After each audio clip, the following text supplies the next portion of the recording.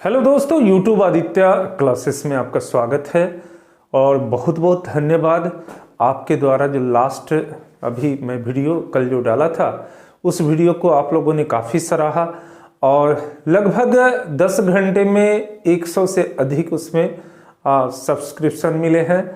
तो ये बड़ी खुशी की बात है और इसी प्रकार से आप है सो अपने कमेंट से हमें प्रोत्साहित करें जिससे कि मैं अधिक से अधिक वीडियो आपके लिए ला सकूं, बना सकूं। तो चलिए हम लोग आज ये दूसरे दिन दूसरे वीडियो का यह अंक लेकर आए हैं। यह भी बिल्कुल और धीरे धीरे इसमें काफी आपको बदलाव नजर आएंगे। जो बड़े महत्वपूर्ण प्रश्न जितने हैं वे सभी कुछ आपको दिखेंगे। तो चलिए हम लोग आज के इस 10 प्रश्न की दौर में चलते हैं और आप यहां देखेंगे कि आज यह प्रश्न कैसे होते हैं, क्या होते हैं। तो सबसे पहला प्रश्न जो कि आपको बोर्ड पे दिख रहा होगा, बिल्कुल आप बोर्ड पर देख सकते हैं। पहला प्रश्न है, निम्नलिखित में से कौन सा एक एंडोक्राइन ग्लैंड है? बिल्कुल, कौन सा एक एंडोक्राइन ग्लैंड है? ऑप्शन आपके पास है ए श्वेत ग्रंथि, बी अश्रु ग्रंथि, सी पीयूष ग्रंथि और डी दुग्ध ग्रंथि। बिल्कुल दोस्तों, बड़े ही महत्वपूर्ण प्रश्न है और बहुतों बार पूछे गए हैं और यह जो है सो आंसर इसकी क्या हो जाएंगे आप बिल्कुल जानते हैं और आंसर हो जाएंगे पीयूष ग्रंथि। तो पहले प्रश्न का आंसर हो जाएगा पीयूष ग्रंथि जो कि एंडोक्राइन ग्लैंड है और जैसा कि आप जानते हैं। तो चलिए हम लोग पहले आंसर को यहां लिख लेते हैं पीयूष ग्रंथि और पहला का आंसर हो जाएगा पीयूष ग्रंथि, जिसको आप है सो पिट्यूटरी ग्रंथि के नाम से भी जानते हैं और यह एक है सो मास्टर ग्रंथि के नाम से भी जाना जाता है। हम यहां पर आपको बताएंगे कि एंडोक्राइन ग्लैंड जो है वह अंतःस्रावी ग्रंथि है। अंतःस्रावी जो नलिका विहीन ग्रंथियां होती है, अर्थात जिसमें नलिकाएं नहीं होती है, बहने के लिए वो स्राव करने के लिए नलिकाएं नहीं होती है। और दूसरा एक होता है एक्सोक्राइन ग्रंथि। तो ये जो है सो या ग्लैंड जो भी कहिए, तो ये जो है सो आपको नलिका युक्त ग्रंथि होती है और यह बहिस्रावी ग्रंथि के नाम से भी जानी जाती है क्योंकि इसमें है सो हार्मोन या एंजाइम्स जो होते हैं वो स्रावित होते हैं।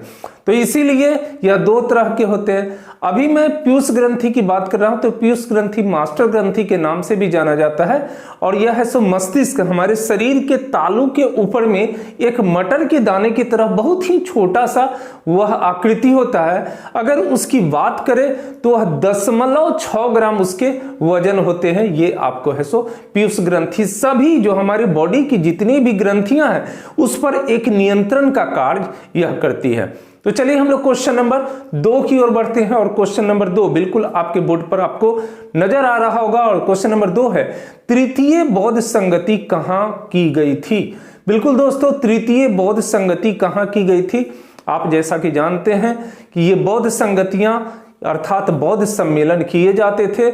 ऑप्शन आपके पास है ए बत्स, बी पाटलिपुत्र, सी वैशाली और डी कश्मीर। बिल्कुल दोस्तों, बहुत बार ये प्रश्न पूछे गए हैं आपसे बहुत सारी परीक्षाओं में, यहां तक कि UPSC, BPSC, JPSC, UP PSC सभी तरह की परीक्षाओं में और फिर रेलवे, एसएससी सभी के लिए बड़े ही महत्वपूर्ण है। तो इसके आंसर क्या हो जाएंगे? बिल्कुल इसके आंसर हो जाएंगे बी पाटलिपुत्रा। पाटलिपुत्र इसके आंसर हो जाएंगे और हम यहां पर इसके विषय में स्पष्ट रूप से आपको बताना चाहेंगे कि ये जो है बौद्ध संगतियां, जो कि बौद्ध संगति 4 बौद्ध संगति हुई थी, आपको बोर्ड पर भी हम बिल्कुल यह बताएंगे लिखकर और जरूर से इसको याद कर लेंगे। ये किस स्थान में हुए थे और किस शासक के द्वारा समय में हुए थे, इसको जरूर से याद कर लेंगे। तो चलिए हम लोग यहाँ पे ये आपको है सो क्वेश्चन नंबर 2 की बौद्ध संगति है और बौद्ध संगतियां कहां हुई थी इसको जरा सा आप देखेंगे। बौद्ध संगति उसके बाद स्थान और फिर है सो शासक, ये 3 चीजों को जरूर से आप याद कर लेंगे। पहली बौद्ध संगति बिल्कुल राजगृह में या जिसको राजगीर के नाम से भी जाना जाता है और जो बिहार में है, और शासक अजातशत्रु, उस समय में शासक अजातशत्रु होते थे।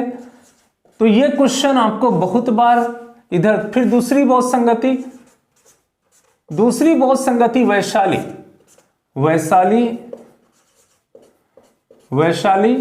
और इस समय में शासक कालाशोक, कालाशोक थे, कालाशोक। फिर तीसरी बौद्ध संगति जो अभी हमारे प्रश्न है, या तृतीय या तीसरी बौद्ध संगति पाटलिपुत्रा में, पाटलिपुत्र में। और शासक इस समय में अशोक आपको शासक थे, उनके कार्यकाल में ये आपको तीसरी बौद्ध संगति पाटलिपुत्र में हुई थी। और चौथी बौद्ध संगति जो है सो कुंडलवन अर्थात कश्मीर में, कुंडलवन में हुआ था, कश्मीर में। और इस समय में जो शासक थे वह कनिष्क थे। तो दोस्तों हम यहां पर आपको कहेंगे कि ये इतने जरूर याद कर ले, यह विभिन्न रूपों में घुमा घुमा कर इस प्रश्नों को पूछा जाता है। पहली बौद्ध संगति कहां हुई थी, तो राजगृह में। शासक कौन थे, अजातशत्रु। दूसरी वैशाली, शासक कौन थे, कालाशोक। तीसरी कहां, पाटलिपुत्रा, शासक कौन थे, अशोक। चौथी कश्मीर और कनिष्क में। तो ये आपको पूछे जाते हैं प्रश्न। चलिए हम लोग आते हैं बोर्ड पे तीसरे प्रश्न की ओर। और तीसरे प्रश्न को देखेंगे। क्वेश्चन आपको बड़ा ही कॉमन क्वेश्चन है, साइंस से जुड़ा हुआ है, बायोलॉजी से जुड़ा हुआ है। क्वेश्चन है विटामिन सी का रासायनिक नाम क्या है। बिल्कुल दोस्तों, विटामिन सी का रासायनिक नाम क्या है। और इसके आपको ऑप्शन है साइट्रिक अम्ल, ए, बी में एस्कर्बिक अम्ल, सी में ऑक्जेलिक अम्ल और डी में नाइट्रिक अम्ल। तो इसके आंसर क्या हो जाएंगे, बिल्कुल मैं आपसे जानना चाहूंगा इसके आंसर क्या हो जाएंगे। बिल्कुल आप सही हैं और इसके आंसर हो जाएंगे बी, एस्कर्बिक अम्ल। एस्कर्बिक अम्ल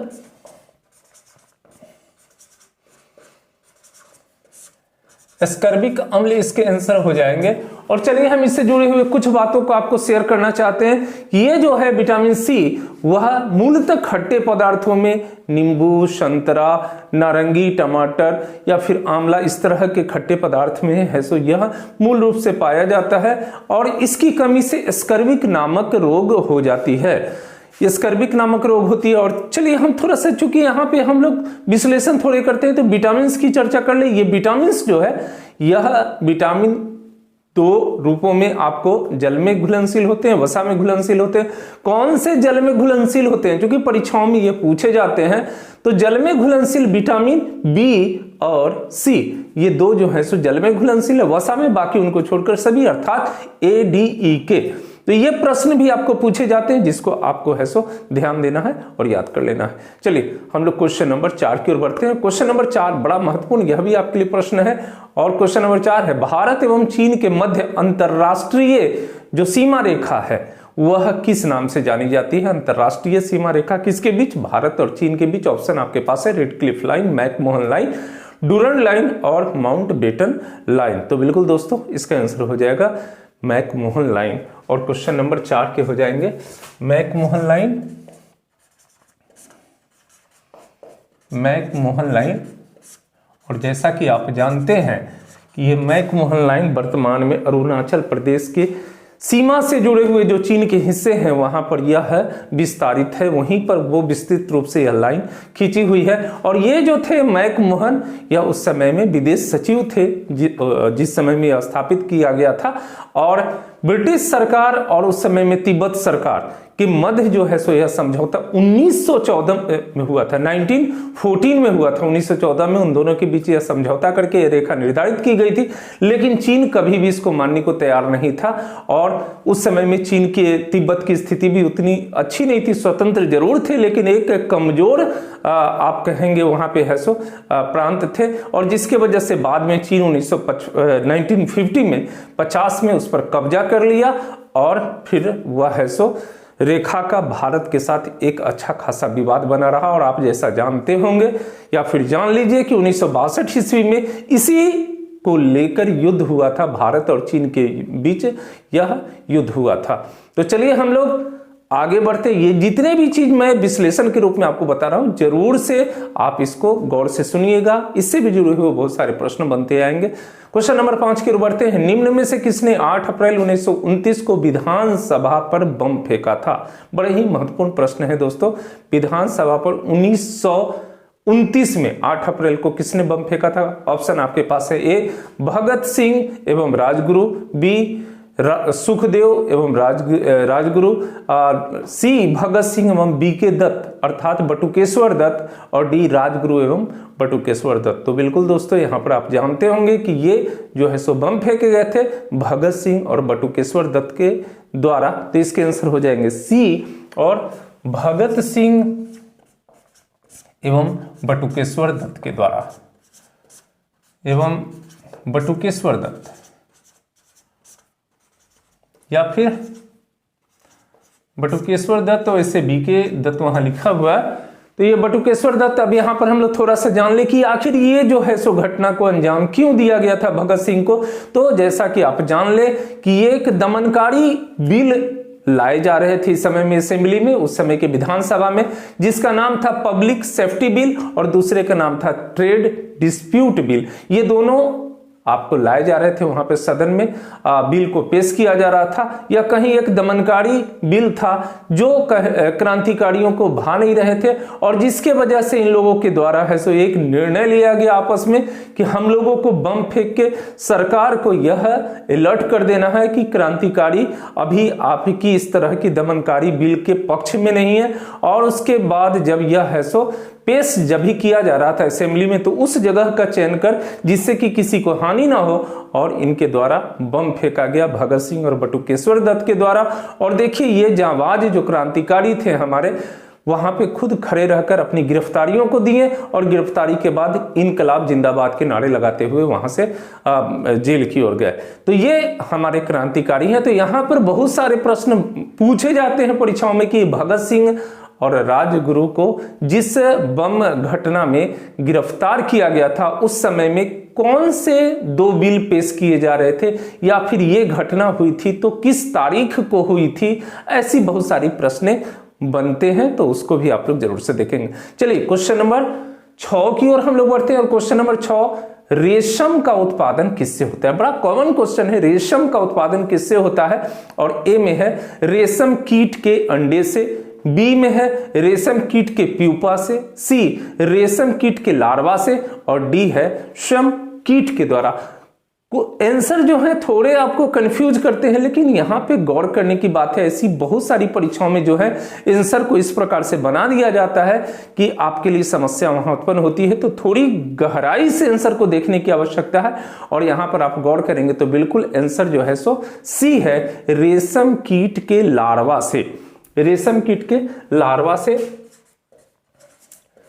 रेशम कीट के लार्वा से। और यहां पर हम आपको बताना चाहेंगे कि ये जो है रेशम का जो कीट होता है वह आपको शहतूत के पत्ते को खाता है, उसी को खाकर वह जीवित रहता है, और मूल रूप से वह खाता है रेशम के पत्ते को। इसीलिए ये जो इसका उत्पादन किया जाता है तो फिर वह उसी पेड़ पर उसको डाला जाता है, और उसके बाद वह है सो अपना एक लार्वा छोड़ते हुए एक आवरण बनाता है अंडे की तरह, और उस अंडे को है सो हम लोग है सो प्यूपा के भी नाम से जानते हैं।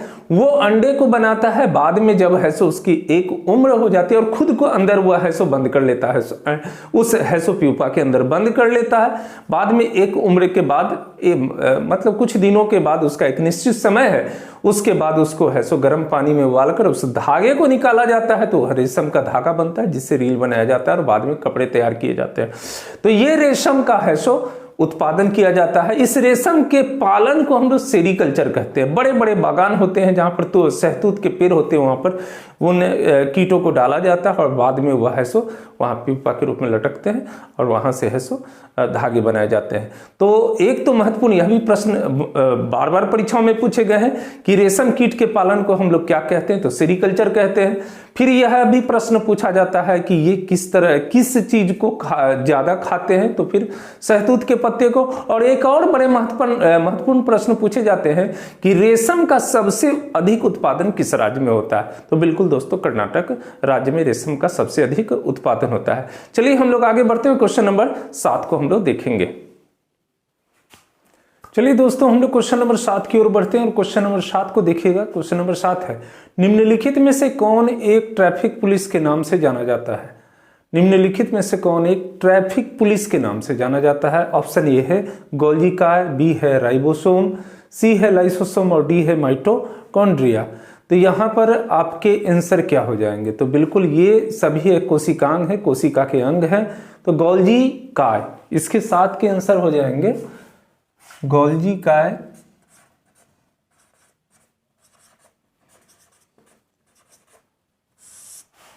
गोल्जी काय इसके साथ के आंसर हो जाएंगे। जैसा कि मैं बताया कि यह कोशिका के अंग है। तो कोशिका में जो है सो यह कोशिका द्रव्य में केंद्र के समीप, कोशिका की संरचना को जब आप देखेंगे वहां पे, तो कोशिका में जो द्रव्य होते हैं उसी के समीप छोटे छोटे थैलीनुमा आकृति बनी हुई रहती है और ये गोल्जी काय कहलाते हैं। ये है सो इसका कार्य क्या है गोल्जी काय का? तो यह है सो कोशिका के अंदर जो स्रावित पदार्थ होता है उसका संग्रह करना और परिवहन करना, ये मूल रूप से इसका कार्य होता है और इसीलिए इसको है सो ट्रैफिक पुलिस के नाम से भी जाना जाता है। तो बहुत बार यह क्वेश्चन आते हैं कि ट्रैफिक पुलिस के नाम से कौन जाने जाते हैं, तो चूंकि यह काम है उसका संग्रह करके उसका परिवहन करना, इस वजह से इसको ट्रैफिक पुलिस कहा जाता है। चलिए क्वेश्चन नंबर 8 है, नाचने वाला हिरन भारत के किस प्रदेश में पाया जाता है? नाचने वाला हिरन भारत के किस प्रदेश में पाया जाता है? ऑप्शन आपके सामने में है, ए गुजरात, बी मणिपुर, सी तमिलनाडु और डी जम्मू कश्मीर। ए गुजरात, बी मणिपुर, तमिलनाडु और डी जम्मू कश्मीर। क्या हो जाएंगे आंसर? बिल्कुल आंसर हो जाएंगे मणिपुर। तो 8 के आंसर हो जाएंगे मणिपुर। और जैसा कि आप जानते हैं मानचित्र में इसको देखते होंगे कि यह भारत का जो है सो उत्तर पूर्व की ओर यह राज्य स्थापित है, जो सेवन सिस्टर के नाम से जाने जाते हैं उसी का यह एक राज्य है। और ये असल में ये नाचने वाले हिरन का असली नाम क्या है? तो सानगाई हिरन के नाम से जाना जाता है, सानगाई हिरन के नाम से यह जाना जाता है। और यह मणिपुर का राज्य का जो है सो राज्य प्रतीक भी है, वह हिरन राज्य प्रतीक भी है। चलिए हम लोग इसको जाने, थोड़ा सा यह भी जाने कि मणिपुर जो है सो आखिर यह हिरन कहाँ पाया जाता है? तो मणिपुर के केबुल लामजाओ उद्यान, केबुल लामजाओ उद्यान में यह पाया जाता है और कहीं नहीं पाया जाता है। और वहाँ भी मणिपुर में कुल मिलाकर 250 के आसपास यह जो है सो हिरन अब मौजूद हैं। तो एक तरह से ये विलुप्त होता हुआ स्थिति में है। क्वेश्चन नंबर हम लोग अब आते हैं 9 में, और क्वेश्चन नंबर 9 को बोर्ड पर देखिएगा, डालमा राष्ट्रीय उद्यान किस प्रदेश में है? बिल्कुल दोस्तों, बहुत बार परीक्षाओं में पूछे गए ऐसे उद्यानों के विषय में या फिर नेशनल पार्क के विषय में। तो ये डालमा राष्ट्रीय उद्यान किस प्रदेश में है? ऑप्शन ए बिहार, बी है सो झारखंड, सी असम और डी मध्य प्रदेश। बिहार, झारखंड, असम और मध्य प्रदेश कहाँ होंगे? तो बिल्कुल ये जो है सो डालमा राष्ट्रीय उद्यान जो है यह झारखंड में है। और क्वेश्चन नंबर 9 का झारखंड। दोस्तों यहां पर हम आपको बताना चाहेंगे कि ये जो झारखंड में आपको वन्य जीव अभयारण्य, ये तो डालमा है, इसके अतिरिक्त तो कुछ और महत्वपूर्ण वहां पे है सो अभयारण्य है। उसमें बेतला नेशनल पार्क, जो कि परीक्षाओं में बहुत बार पूछे जाते हैं कि बेतला नेशनल पार्क कहाँ है, तो यह जो है सो झारखंड में है। इसके अलावा हजारीबाग वन्यजीव अभयारण्य और उधवा झील पक्षी अभयारण्य, उधवा झील पक्षी अभयारण्य यह भी है सो झारखंड में ही है। तो जरूर से याद कर लेंगे। और थोड़ा सा झारखंड को यह जाने, चूंकि हमारे बिहार से ही अलग होकर एक अन्य राज्य बना था, तो इसकी स्थापना कब हुई थी? 15 नवंबर 2000 को इसकी स्थापना हुई थी। और झारखंड के प्रथम मुख्यमंत्री बाबूलाल मरांडी थे, बाबूलाल मरांडी। और वर्तमान में कौन है अभी वहां के मुख्यमंत्री? बिल्कुल हेमंत सोरेन। तो चलिए हम लोग अंतिम प्रश्न की ओर बढ़ते हैं, और अंतिम प्रश्न है मेरा 10 नंबर प्रश्न। और 10 नंबर प्रश्न है 2022 में, अर्थात ये जो भी वर्तमान चल रहा है, इसमें जो है सो एशियाई खेल किस शहर में खेला जाएगा? ऑप्शन आपके सामने है बोर्ड पे, बीजिंग, हांगझोउ, हेनान और सिचुआन। बीजिंग, हांगझोउ, हेनान और सिचुआन। और आंसर हो जाएंगे हांगझोउ, हांगझोउ, हांगझोउ, हांगझोउ इसके आंसर हो जाएंगे। और चलिए हम लोग जब एशियाई खेल की बात होती है, चूंकि इससे जुड़े हुए कुछ महत्वपूर्ण प्रश्न बार बार पूछे जाते हैं, जिसमें कुछ प्रश्न ऐसे होते हैं कि प्रथम एशियाई खेल कहाँ हुए? तो बिल्कुल प्रथम एशियाई खेल आपको नई दिल्ली में हुए थे। कब हुए थे? तो 1951 में, 1951 में आपको प्रथम एशियाई खेल कहाँ? तो हमारे भारत में, अर्थात नई दिल्ली में, भारत में ही हुए थे। इसमें कभी कभी यह प्रश्न, चूंकि प्रथम एशियाई खेल है, तो प्रश्न कभी यह भी पूछा जाता है कि भारत प्रथम एशियाई खेल में पदक तालिका में किस स्थान पे था। तो भारत इसमें है सो दूसरे स्थान में था और प्रथम स्थान पे जापान था। अर्थात प्रथम एशियाई खेल में प्रथम स्थान पर जापान था, दूसरे स्थान पर भारत था। प्रश्न एशियाई खेलों की बात होती है, चाहे कोई भी खेल इस तरीके की बात होती है, तो बीता हुआ जो आपको खेल है उसके विषय में पूछा जाता है। अर्थात ये जो 2018 का जो एशियाई खेल हुआ उसके विषय में ये पूछा जाता है कि 2018 के एशियाई खेल कहाँ हुए थे। तो इंडोनेशिया में हुए थे। कहाँ इंडोनेशिया में? तो जकार्ता और पालेमबांग शहर में हुए थे। और 2028 में भारत 8वें स्थान पर था, जबकि चीन प्रथम स्थान पे था। ये जरूर से आप याद कर लेंगे, चीन प्रथम में, जो विगत जो हमारे एशियाई खेल हुए हैं, चीन प्रथम और भारत 8वें स्थान पर था। चलिए दोस्तों, वीडियो कैसा लगा आप अपनी प्रतिक्रिया जरूर से देंगे, कमेंट करेंगे। अपने दोस्तों को अगर पसंद आता है तो शेयर भी करेंगे। लाइक तो हमारा अधिकार बनता है। मिलते हैं फिर हम लोग